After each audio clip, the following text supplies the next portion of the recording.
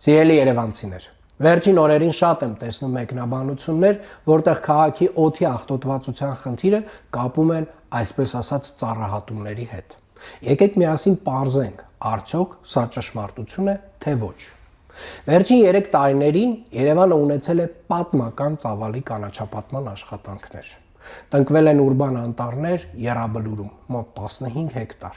Փարոսի բլրին կրկին 15 հեկտար, Համալիրին հարող լանջերին 9 հեկտար, Նորք Մարաշի այգիներում, Նոր-Նորքի 5-րդ զանգվածում, Աշտարակի խճուղու հարակից տարածքներում, Սարալանջում, Երևանյան լճի մոտ, Լյուքսեմբուրգի փողոցում եւ այդպես շարունակ։ Եվ էլ չեմ խոսում վերակառուցված այգիների մասին։ Այս ամենը միասին կազմում է գրեթե 60 հեկտար նոր կանաչապատ տարածքներ, 600,000 քառակուսի մետր նոր կանաչապատ տարածք 25,000 արժեքավոր ծառերով եւ իրենց ոռոգման համակարգով։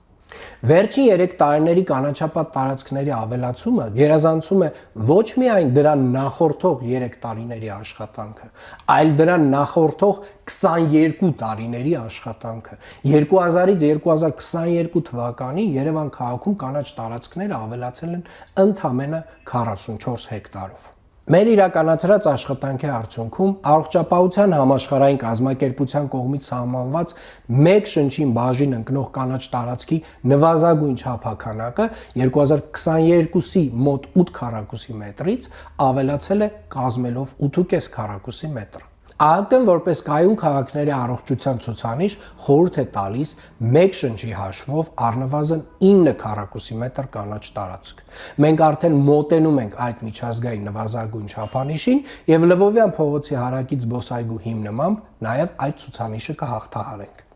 Երևանը տարիներով չի հասել այս շեմին եւ դրա հաղթահարումը լինելու է մեր քաղաքի համար պատմական արդյունք։ Եվ սա փոքր փոփոխություն չէ։ Երևանի նման խիտ կառուցապատված քաղաքի համար սա իրական չափելի ու երկար սպասված ցուցանիշ է։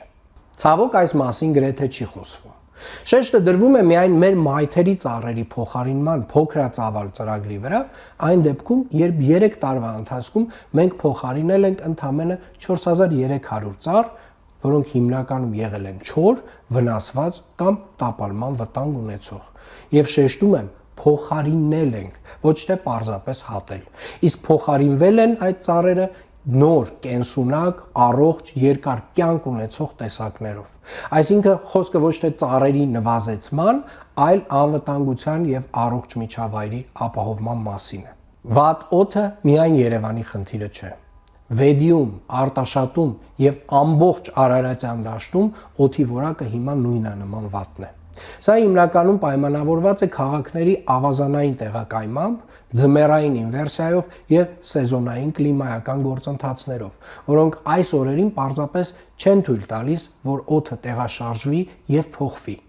Մարդածին գործոնները վստահաբար որոշ չափով վատթարացնում են պատկերը քաղաքի ներսում, բայց ինվերսիան ինքնին տարածաշրջանային ֆիզիկական երևույթ է, անկախ որևէ գործողություններից։ Այո, օդի որակը հիմա լավը չէ,